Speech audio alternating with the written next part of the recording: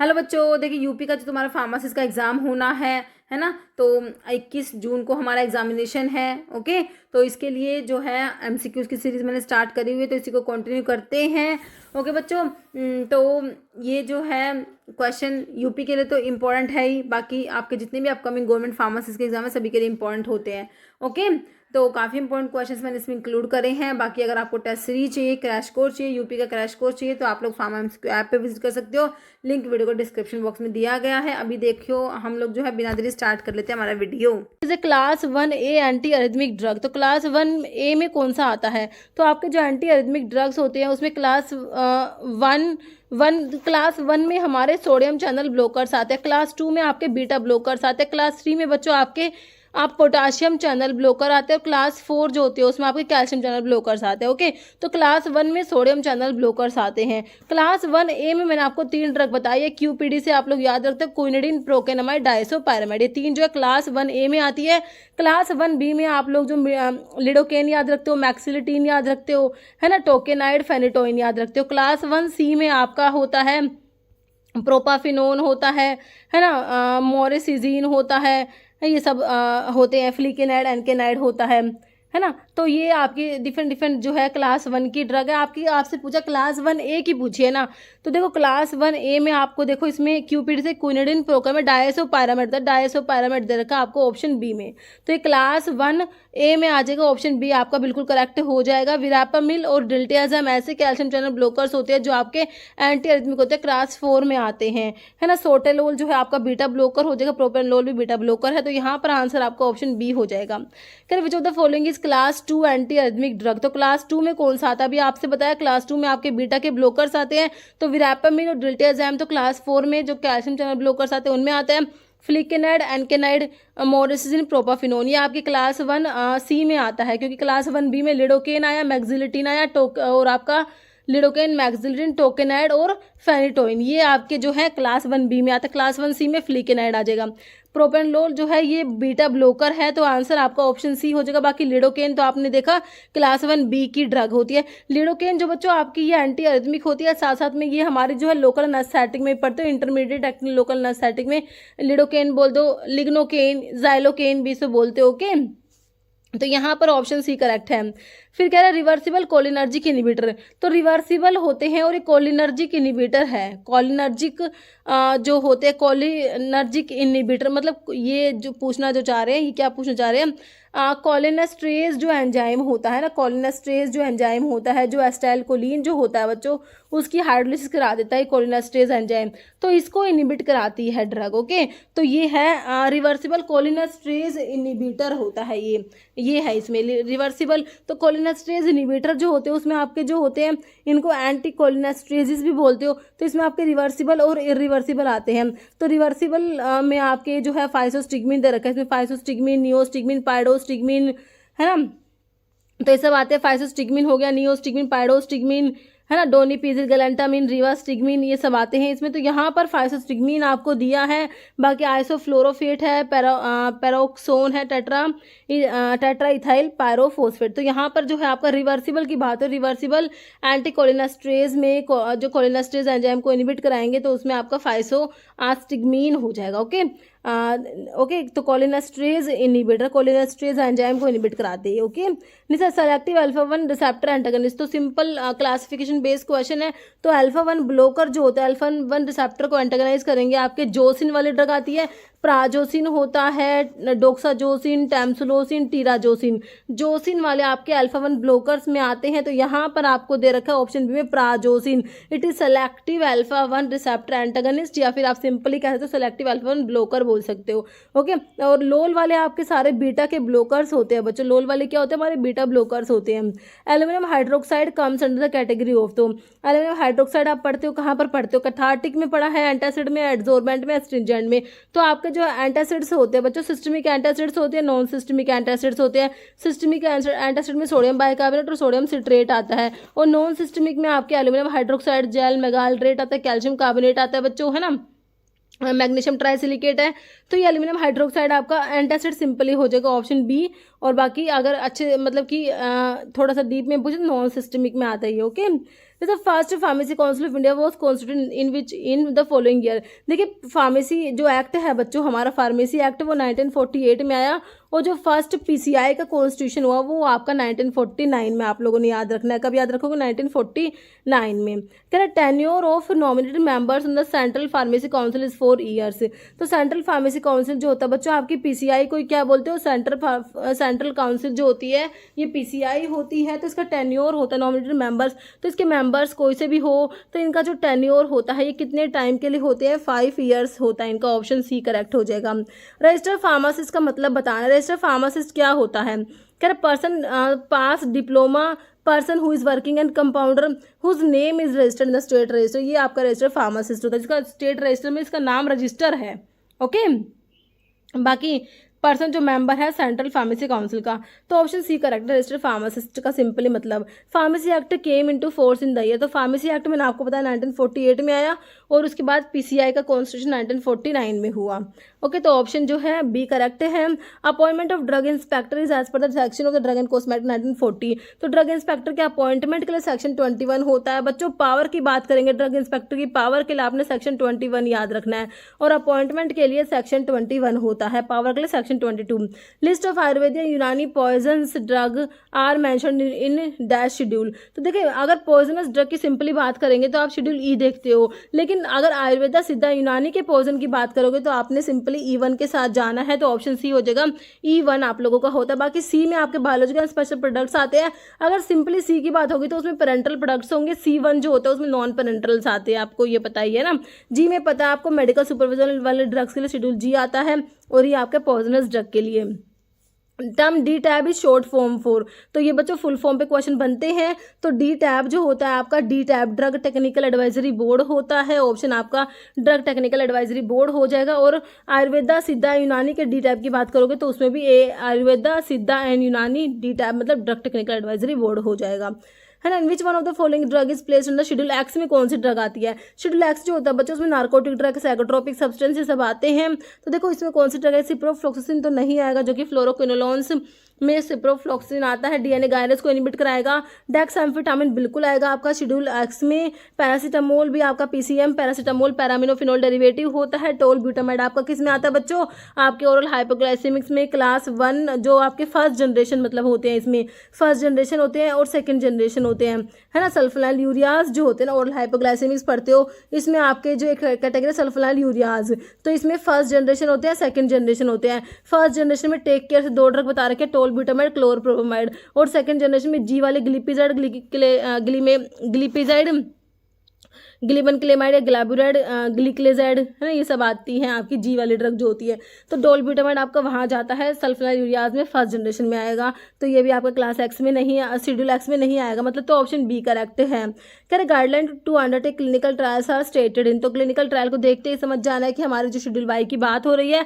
तो guideline to undertake clinical trials के लिए आपके शेड्यूल वाई आता है ना। शेड्यूल आर में आपका स्टैंडर्ड फॉर मैकेनिकल कंट्रासेप्टिव्स आता है बच्चों। एन में list of minimum equipment required for the efficient running of pharmacy आ जाएगा। एम में बच्चों जीएमपी के लिए होता है शेड्यूल एम। और आपका M1 M2 M3 की आप बात करोगे, M1 M2 M3 तो HCM से याद रखते हो। होम्योपैथिक के लिए आपका M1 हो जाएगा, कॉस्मेटिक्स के जीएमपी की बात करोगे तो M2, और मेडिकल डिवाइसेस के जीएमपी की बात करोगे तो M3 और आपका आयुर्वेदा सिद्धा यूनानी के जीएमपी की अगर आप बात करोगे तो आपने शेड्यूल टी याद कर ही रखा है ना। नेक्स्ट क्वेश्चन है life period of drug is mentioned in. तो लाइफ पीरियड ऑफ ड्रग के लिए बच्चों हमारा शेड्यूल पी आता है, और अगर P1 कहोगे तो उसमें पैक साइज ऑफ ड्रग के लिए P1 आता है। क्यू में लिस्ट ऑफ कोल तार कलर्स के लिए शेड्यूल क्यू आता है। आर में बताया मैकेनिकल कंट्रासेप्टिव्स। वी में पेटेंट एंड प्रोप्राइटरी मेडिसिन के लिए वी आता है। ओके, माइफप्रेस्टोन क्या है बच्चों?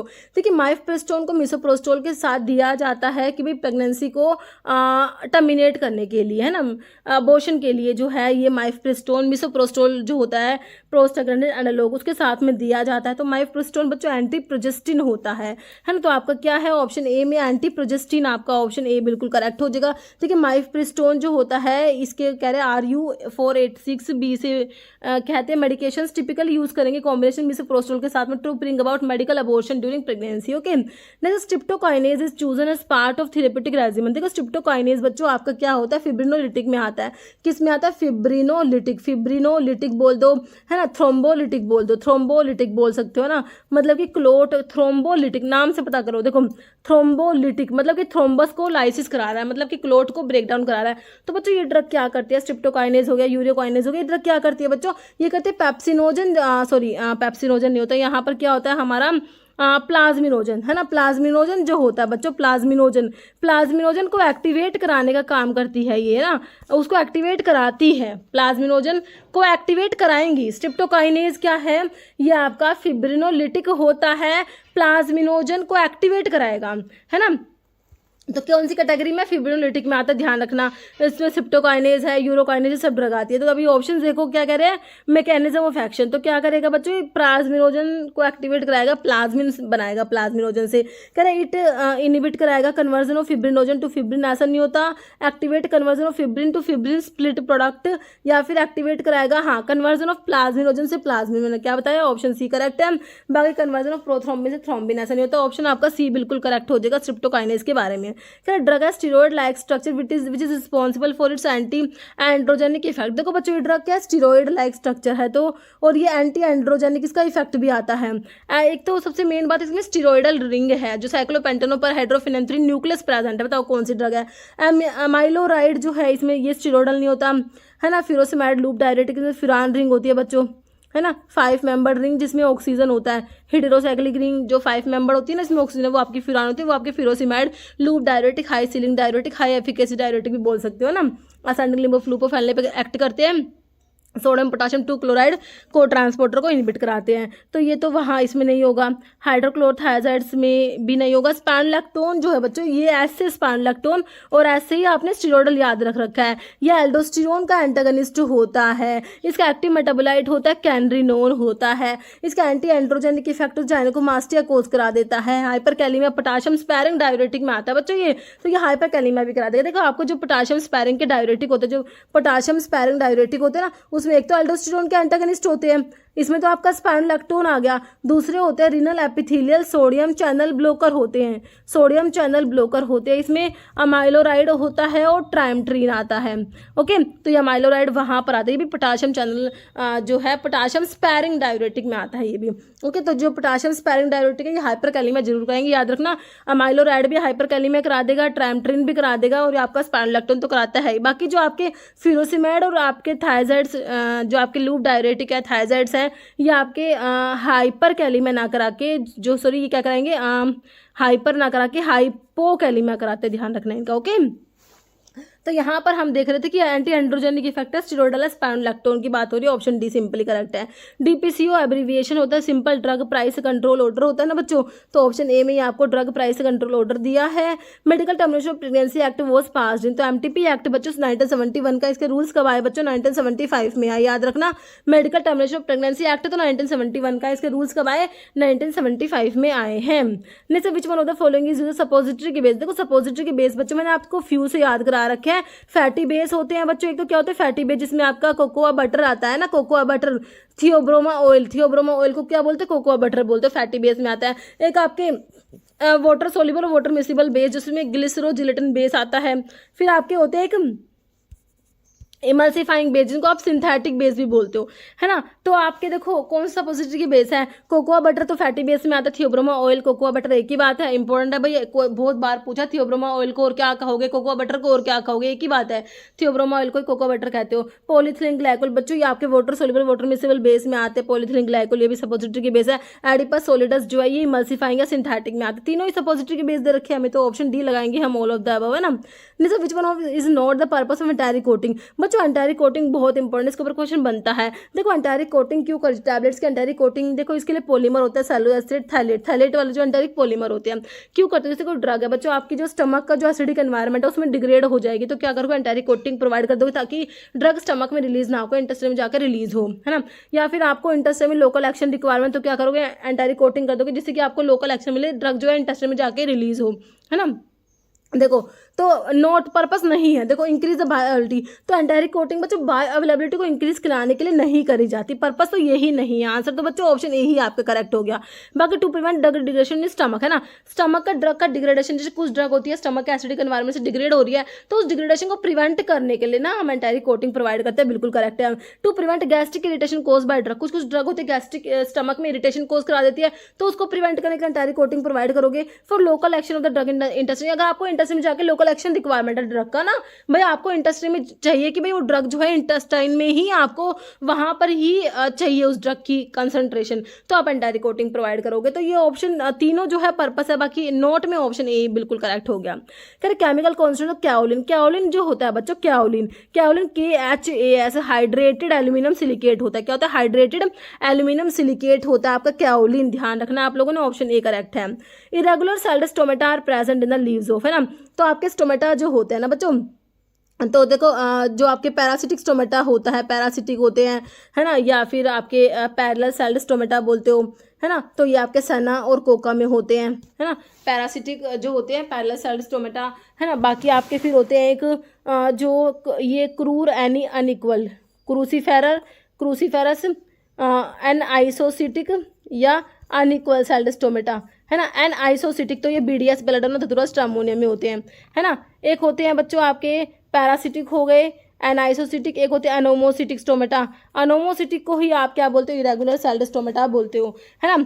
तो एनोमोसिटिक स्टोमेटा के लिए आपने कोल्ड FB या फिर BF जैसे भी आप याद रखते हो, तो क्लोव, ओपियम, लोबेलिया, धतूरा, फैनल और बुच्चू, तो बुच्चू यहाँ पर जो आपका करेक्ट हो जाएगा, है ना। तो इरेगुलर सेल्ड स्टोमेटा बोल दो, एनोमोसिटिक स्टोमेटा बोल दो, ये आपके बुच्चू में प्रेजेंट है। सना में जो है पैरासिटिक सना और कोका में, BDS बेलेडोना धतूरा स्ट्रामोनियम में आपके एन आइसोसिटिक होते हैं, और एक डायासिटिक और होते हैं जो डायासिटिक, है ना। ये पिपरमेंट, स्पेयरमेंट और वस्का PSV, इन तीनों में डायासिटिक, 2 कार क्रॉस से आपने याद कर रखा होगा, डायासिटिक कैरियोफाइलेसियस या क्रोस सेल्ड स्टोमेटा, है ना, ये आपके होते हैं। वस्का कई बार पूछा गया एग्जाम में, वस्का में कौन से स्टोमेटा है, तो वस्का में डायासिटिक है, वस्का, है, डायासिटिक है। तो यहाँ पर बच्चों ऑप्शन ए बिल्कुल आप लोगों को समझ आ चुका, करेक्ट है। फिर how many optical isomers are possible for lactic acid, ना बच्चों हमारा लैक्टिक एसिड होता है ना, ऐसे ऐसे बनाते हैं, उसका स्ट्रक्चर आई थिंक देखो सही है ना, देख लेना, CHOH, ये CH, फिर OH, यहाँ पर ये COH, ऐसे होता है। तो ना इसमें ना एक कारल कार्बन होता है मेरे बच्चों, तो इसमें जो है कितने ऑप्टिकल आइसोमर होंगे? तो 2 ऑप्टिकल आइसोमर होंगे, है ना, क्योंकि ऑप्टिकल आइसोमर होते हैं जितने भी आपका 2 की पावर n, ये आने तक कितने कारल कार्बन प्रेजेंट है ना। तो आपके एक कायरल कार्बन तो 2 ऑप्टिकल आइसोमर होंगे, तो ऑप्शन ए करेक्ट हो जाएगा 2।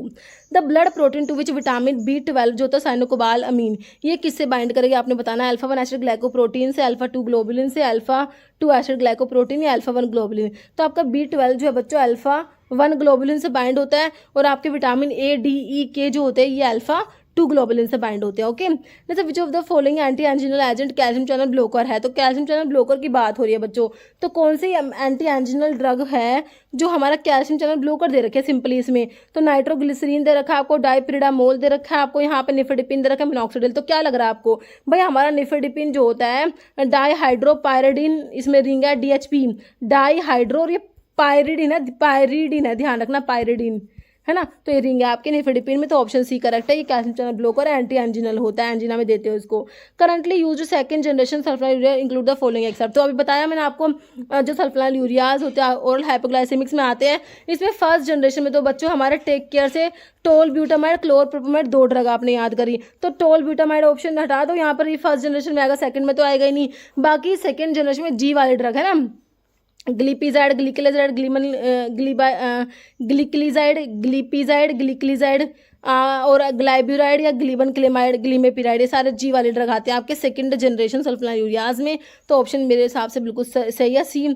Following substances synthesized in intima of blood vessels में सिंथेसाइज्ड होता है, भाई ये कहाँ बन रहा है? हमारे ब्लड वेसल्स में सिंथेसाइज होता है। Strong inhibitor of the platelet aggregation, जो प्लेटलेट्स एग्रीगेट होती है ना बच्चों, उसको इनहिबिट करा रहा है ये, भाई इस प्लेटलेट को एग्रीगेट नहीं होने दे रहा। प्लेटलेट एग्रीगेट होंगे तो क्लोट बनेगा, भाई क्लोट फॉर्मेशन नहीं होने दे रहा, कौन है ये? थ्रोम्बोक्सेन्स A2। तो मैंने क्या बताया, थ्रोम्बोक्सेन्स तो एग्रीगेट कराते हैं प्लेटलेट को, एग्रीगेशन कराएंगे, क्लोट बनाएंगे, है ना। प्रोस्टासाइक्लिन I2 जो है बच्चों ये इनिबिट कराएगा, ये एग्रीगेशन होने नहीं देगा प्लेटलेट्स की। तो यहाँ पर तो मेरे बच्चों ऑप्शन बी बिल्कुल करेक्ट है आप लोगों का, है ना। थ्रोम्बोक्सेन्स के बारे में लिखा है produce locally by platelets. Thromboxane जो बच्चों ये प्लेटलेट्स प्रोड्यूस कराते हैं। आपको पता है भाई प्लेटलेट्स क्या करती है? ब्लड की क्लोटिंग कराती है। क्या करती है? ब्लड की क्लोटिंग कराती है। तो प्लेटलेट्स जो होती है क्या करती है भाई, एग्रीगेट हो जाती है ना। तो ये जो है इनमें प्रोड्यूस होता है thromboxane A2, produce locally platelets produce कराती है, जो इंड्यूसर होता है एग्रीगेशन को इंड्यूस कराता है एंड रिलीज रिएक्शन। और प्रोस्टाग्लैंडिन I2 ये generated by vascular endothelium, potent inhibitor है प्लेटलेट एग्रीगेशन का। ओके, जैसे थायाजोलिन डायोन एक्टिव है, तो थायाजोलिन डायोन्स, तो आपके जो थायाजोलिन डायोन्स में रोसी एंड पायो, रोसीग्लिटाजोन एंड पायोग्लिटाजोन 2 ड्रग पढ़ते हो, तो क्या करेंगे, स्टिमुलेट करेंगे beta islet cells of pancreas to produce insulin. तो इस लाइन से क्या पता लगा आपको कि भाई इंसुलिन की जो beta cells islet of Langerhans की, वहाँ से आपका पैंक्रियास की आइलेट ऑफ लैंगरहैंस की बीटा सेल से इंसुलिन प्रोड्यूस हो रही है। ये लाइन इस लाइन से बात पता लगी आपको, है ना। तो काफ़ी इंपॉर्टेंट बात है कि भाई इंसुलिन प्रोड्यूस होता है पैंक्रियास से, पैंक्रियाज में आइलेट ऑफ लैंगरहैंस की बीटा सेल से। तो उसको स्टिमुलेट कराने का काम थायाजोलिन डायोन्स का नहीं होता है। ओके, तो आपके जो सल्फर यूरियाज आपने पढ़े थे ना, टोलब्यूटामाइड वगैरह, तो वो करवाते हैं ये काम, उनका काम है ये, ठीक है। Reverse insulin resistance by stimulating GLUT4 expression and translocation, reduce absorption of carbohydrate from gut या ओल। तो ये ना ऑप्शन 2 हो जाएगा। इंसुलिन के रेजिस्टेंस को रिवर्स करा देते हैं बच्चों ये थायाजोलिन डायोन। क्या करेंगे, रिवर्स कराएंगे insulin resistance by stimulating GLUT4 expression and translocation. Okay, तो ऑप्शन बी करेक्ट है। Medical termination of pregnancy act फिर से आ गया 1971 का, इसके रूल्स 1975 में आए, आपको पता ही है ना, बहुत इंपॉर्टेंट है। एग्जाम्पल ऑफ 2 एंजाइम जिनमें क्या जिंक है बच्चों, आपके मेटलो एंजाइम्स पढ़े ना, उनमें मेटल प्रेजेंट है। तो जैसे कि भाई किसी में जिंक होगा, किसी में मोलिब्डेनम होगा, किसी में मैग्नीज होगा। तो जिंक बच्चों कौन से 2 एंजाइम, ऐसे 2 एंजाइम जिनमें क्या है हमारा जिंक प्रेजेंट होता है। तो देखो अल्कोहल डिहाइड्रोजिनेज दिया है आप लोगों को, यहाँ पर कार्बोनिक एनहाइड्रेज दिया है, ज़ैंथिन ऑक्सीडेज के साथ में साइटोक्रोम ऑक्सीडेज दिया है, फिनोल ऑक्सीडेज का पायरुवेट ऑक्सीडेज है। तो ऐसे 2 एंजाइम ना जिनमें जिंक प्रेजेंट है। एक तो बच्चों कार्बोनिक एनहाइड्रेज, याद रखना इसमें जिंक प्रेजेंट होता है। कार्बोनिक एनहाइड्रेज जो होता है, कार्बोनिक एनहाइड्रेज इनहिबिटर में आप एसिटाजोलामाइड पढ़ते हो ना, तो वही कार्बोनिक एनहाइड्रेज होता है जो कहाँ पर है, प्रोक्सिमल ट्यूबुल्स की सेल्स पे प्रेजेंट होता है ना। तो ये कार्बोनिक एनहाइड्रेज एंजाइम जो होता है, क्या याद रखोगे, इसमें जिंक प्रेजेंट है। क्वेश्चन बना भी हुआ था अभी एक एग्जाम में आया था कि इसमें से जिंक कौन से एंजाइम है, तो कार्बोनिक एनहाइड्रेज में। तो अल्कोहल डिहाइड्रोजिनेज भी साथ में याद कर लो, इन दोनों में जिंक प्रेजेंट होता है। Okay, alcohol dehydrogenase, carbonic anhydrase, इन दोनों में क्या है, जिंक प्रेजेंट है। ऑप्शन ए करेक्ट हो जाएगा। बाकी देख लो एक बार, मेटलो एंजाइम होती है, enzyme hold metal rather tightly which are not readily exchange, है ना। जैसे अल्कोहल डिहाइड्रोजिनेज हो गया बच्चों आपका, कार्बोनिक एनहाइड्रेज हो गया, अल्कलाइन फोस्फेटेज हो गया, कार्बोक्सी पेप्टाइडेज हो गया, एल्डोलेज, ये सभी में जिंक है। ये जो पांचों नाम 5 की 4 है, जो अल्कोहल डिहाइड्रोजिनेज है, कार्बोनिक एनहाइड्रेज है बच्चों, अल्कलाइन फोस्फेटेज है आपका, कार्बोक्सी पेप्टाइडेज है, एल्डोलेज, इन सब में जिंक प्रेजेंट है। फिनोल ऑक्सीडेज में कॉपर है बच्चों, पायरुवेट ऑक्सीडेज में मैग्नीज है, ज़ैंथिन ऑक्सीडेज में आपका मोलिब्डेनम याद रखना, और साइटोक्रोम ऑक्सीडेज में आयरन कॉपर होता है। ओके, नेक्स्ट क्वेश्चन देखो, enzyme that is responsible for conversion of ATP से क्या बन रहा है बच्चों, साइक्लिक एएमपी। एटीपी से क्या बन रहा है हमारा, साइक्लिक एएमपी बन रहा है। तो एंजाइम कौन सा है यहाँ पर एडेनाइल साइक्लेज एंजाइम एक्ट करेगा, ऑप्शन बी में दिया है बच्चों। ग्वानाइल साइक्लेज कहाँ एक्ट करेगा, जब आपका जीटीपी से साइक्लिक जीएमपी बनाओगे ना, तो यहाँ पर आप ग्वानाइल साइक्लेज काम करेगा हमारा।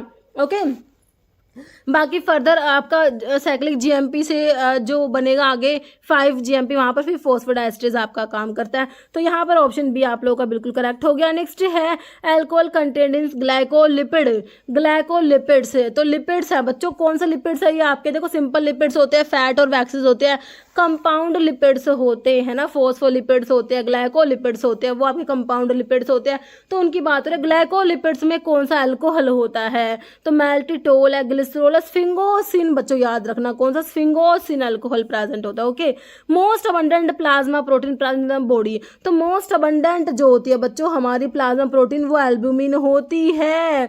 मोस्टली ड्रग किससे बाइंड होती है, मोस्टली ड्रग जो होती है बच्चों वो हमारे एल्ब्यूमिन से बाइंड होती है। एसिडिक ड्रग जो होती है वो किससे बाइंड होती है, वो भी एल्ब्यूमिन से बाइंड होती है। तीनों ही क्वेश्चन एग्जाम में बने हैं, है ना। Most abundant albumin, mostly drug albumin से बाइंड होकर एसिडिक ड्रग एल्ब्यूमिन से बाइंड होते हैं, basic drug alpha 1 acid glycoprotein से बाइंड होते हैं, बेसिक ड्रग।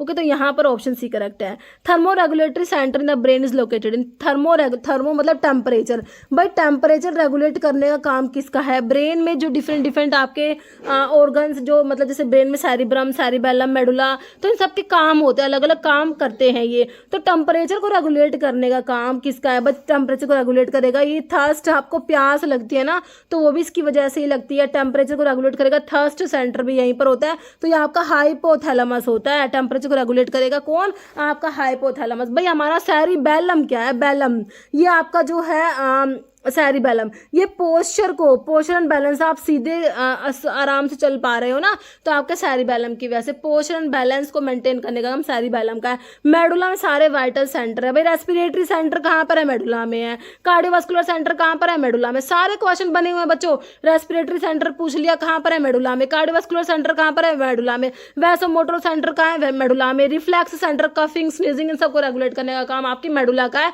सारे वाइटल सेंटर मेडुला में है। ओके, सेरिब्रम, अरे भैया सेरिब्रम तो हमारा लार्जेस्ट पार्ट है ब्रेन का। भाई हम सोच पा रहे हैं, हमारे थिंकिंग है, रीजनिंग है, मेंटल जो इंटेलिजेंस, इन सब के लिए हमारा cerebrum largest part of brain responsible होता है।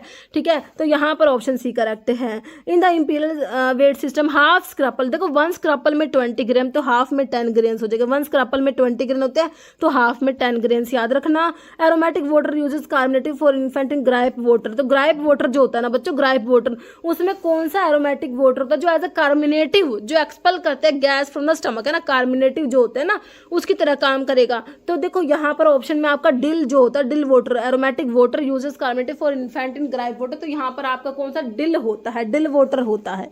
ओके, ऑप्शन आपका बी बिल्कुल करेक्ट हो जाएगा। नहीं, communicable disease cause by RNA paramyxo virus, तो आरएनए वायरस जो है, आरएनए पैरामिक्सो वायरस कौन सी डिजीज कोज करा रहा है? देखो भाई, देखो ट्यूबरक्लोसिस तो माइकोबैक्टीरियम ट्यूबरक्लोसिस करा देगा, तो ये तो बैक्टीरियल डिजीज है, काट दो, वायरल है ही नहीं। डिप्थीरिया भी आपकी बैक्टीरियल है, काट दो, कॉर्निबैक्टीरियम डिप्थीरी कोस कराते हैं, तो यहाँ पर तो वायरल की बात हो रही है। चिकन पॉक्स का वेरिसिला जूस्टर वायरस मेरे बच्चों ने पढ़ा हुआ है, varicella zoster virus chicken pox cause कराता है। तो यहाँ पर क्या बचा? मीजल्स बचा, मीजल्स, है ना। तो मीजल्स जो है आरएनए पैरामिक्सो वायरस जो कोस कराएगा मीजल्स को, option A. Strength of 1 in 400 is equal to, तो 1 in 400 का मतलब क्या होता है बच्चों? आपने स्ट्रेंथ बनाना, देखो परसेंटेज में 100 से मल्टीप्लाई कर दो इसको, तो काट दोगे 1/4 को कैसे लिख सकते हो आप? 0.25%। तो देखो यहाँ पर ऑप्शन सी करेक्ट हो जाएगा, 0.25%। कह रहे फॉलोइंग एग्जांपल है ointment made by chemical reaction, कौन सा है ऑइंटमेंट जो केमिकल रिएक्शन से बनाते हैं? तो याद रखेंगे क्या? Iodine ointment. भाई हमारा आयोडीन ऑइंटमेंट जो होता है ये केमिकल रिएक्शन मेथड से बनाया जाता है, तो ऑप्शन आपका ए आयोडीन ऑइंटमेंट करेक्ट हो जाएगा। नहीं, synthetic fatty base consisting of a mixture of tri, di and monoglycerides of saturated fatty acid are known as, है ना। तो ये क्या है? ये देखो बच्चों सिंथेटिक है। क्या है? सिंथेटिक, जो सपोजिटरी के बेस की बात हो रही है, सिंथेटिक बेस में, है ना, सिंथेटिक है fat base consisting of mixture of tri, di and monoglycerides of saturated fatty acid, तो ये हमारे होते हैं मासा एस्टेरिनम, है ना। तो ऑप्शन आपका बच्चों यहाँ पर बी हो जाएगा। बाकी विट्रेप्सोल, मैसिपोल, ये सारे आपके जो है इमल्सिफाइंग बेस सिंथेटिक में ही आते हैं। बाकी जो इसमें पर्टिकुलर लिखा हुआ है mixtures of tri, di and monoglycerides of saturated fatty acid, तो ये किसकी बात है? मासा एस्टेरिनम की, ऑप्शन बी। कह रहे India national malaria eradication programme, तो नेशनल मलेरिया कंट्रोल प्रोग्राम आया 1953 में, और eradication national malaria eradication programme इसके 5 साल बाद 1958 में आया, है ना। तो 1958 ऑप्शन डी में आपको दिया है। Okay, which of the following liquid preparations applied external to the skin और इन द कैविटी, देखो एक्सटर्नल अप्लाई करोगे, कैविटीज में अप्लाई नहीं करोगे, है ना। तो एनिमा तो बच्चों आपको पता ही है, जो एक्सटर्नल अप्लाई नहीं करते। ईयर ड्रॉप्स, डाउचिस, तो क्या आंसर हो गया आपका? क्लोडियोन हो गया बच्चों। इनको आप जो है अप्लाई करेंगे, एक्सटर्नली अप्लाई करते हैं क्लोडियंस को। ओके, तो ऑप्शन डी बिल्कुल करेक्ट हो गया आपका। Among the surface active agent quaternary ammonium compound is characterised as, तो क्वार्टनरी अमोनियम कंपाउंड जो होते हैं बच्चों ये क्या होते हैं? वेटिंग एजेंट है, कटायनिक है, इमल्सिफाइंग अनायनिक, तो क्वार्टनरी अमोनियम कंपाउंड आपके कटायनिक एजेंट्स होते हैं, तो ऑप्शन ए बी करेक्ट हो जाएगा। Minimum number of physicians required in the pharmacy and therapeutic committee, तो कितने फिजिशियंस होते हैं पीटीसी में? फार्मेसी एंड थेरेपेटिक कमिटीज की फुल फॉर्म बनती है, एग्जाम में पीटीसी होता है। तो बच्चों इसमें फिजिशियंस जो होते हैं ना वो तो हमारे 3 होते हैं, फार्मासिस्ट 1 होता है और एक ही नर्स रिप्रेजेंटेटिव होता है। तो फिजिशियन जो कि क्या होता है, चेयरमैन होता है, जो ये क्या होता है चेयरमैन, फार्मासिस्ट हमारे सेक्रेटरी होते हैं, फिजिशियन चेयरमैन होते हैं। तो क्या पूछा कितने फिजिशियंस होते हैं, तो बच्चों 3 फिजिशियंस होते हैं, ऑप्शन ए करेक्ट हो जाएगा। एडवाइस ऑन ए प्रिस्क्रिप्शन ओरा सोमनिया एट बेड टाइम, भाई लैटिन टर्म्स, और ये वाली ना लैटिन टर्म तो इंपॉर्टेंट है, साथ साथ में ओरा सोमनी वाली एट बेड टाइम बहुत इंपॉर्टेंट है। तो ऑप्शन सी हो जाएगा आपका, एट बेड टाइम हो जाएगा। Term associated with rapid onset and progress of disease is termed as, है ना, क्या है, rapid onset and progress of disease. तो ये क्या होगा, लोकल होगा, सिस्टमिक होगा, क्रोनिक, एक्यूट। तो रैपिड है ना, एकदम से रैपिड ऑनसेट हुआ है इसका, तो ऑप्शन डी हो जाएगा, एक्यूट कहोगे इसे। फिर क्या है, following disease cause by Treponema pallidum. तो मैंने आपको बताया था बच्चों सिफिलिस जो है आपके एसटीडी में आता है, जो सेक्सुअली ट्रांसमिटेड डिजीज, इसका कोज चौकने में एसटीपी से आपने याद करा ट्रिपनोमा पैलिडियम होता है। तो ट्रिपनोमा पैलिडियम क्या कोज कराएगा, सिफिलिस कोज कराएगा। ओके, जो और ये जो ट्रिपनोमा पैलिडियम जो होता है ये स्पायरोचीट है, स्पायरल बैक्टीरिया, स्पायरोचीट्स में आता है। बैक्टीरिया को शेप के बेसिस क्लासिफाई करा था भाई, बैसिलस रोड शेप होते हैं, है ना, rod shape, bacillus cocci spherical होते हैं, विब्रियो कोमा शेप होते हैं, स्पायरोचीट्स में स्पायरल होते हैं ना, वो आपका स्पायरल का एग्जांपल स्पायरोचीट का ट्रिपनोमा पैलिडियम आप लोगों ने पढ़ा है ना। तो ऑप्शन आपका बी बिल्कुल करेक्ट है यहाँ पर, बिल्कुल सही है। नेक्स्ट है, विच one of the following is not pharmacological effect of morphine. बच्चों मॉर्फिन का फार्माकोलॉजिकल इफेक्ट नहीं है। तो देखो प्यूपिल को कॉन्स्ट्रिक्ट कराने का काम है, प्यूपिल को कॉन्स्ट्रिक्ट करा के, जिसे आप मियोसिस बोलते हो, है ना, कॉन्स्ट्रिक्शन होता है प्यूपिल का, मियोसिस, और डायलेशन को मिड्रियासिस कहते हैं। तो कॉन्स्ट्रिक्ट कराएगा प्यूपिल को, सीएनएस डिप्रेशन, रेस्पिरेटरी डिप्रेशन कराता है बच्चों, बाकी डायरिया ना करा के कॉन्स्टिपेशन ये कराता है हमारा जो होता है मॉर्फिन। तो ऑप्शन सी करेक्ट हो जाएगा। ओके, तो इसमें इतने ही क्वेश्चन थे इस वीडियो में। ओके बच्चों, मिलते हैं नेक्स्ट वीडियो में। Okay, thank you.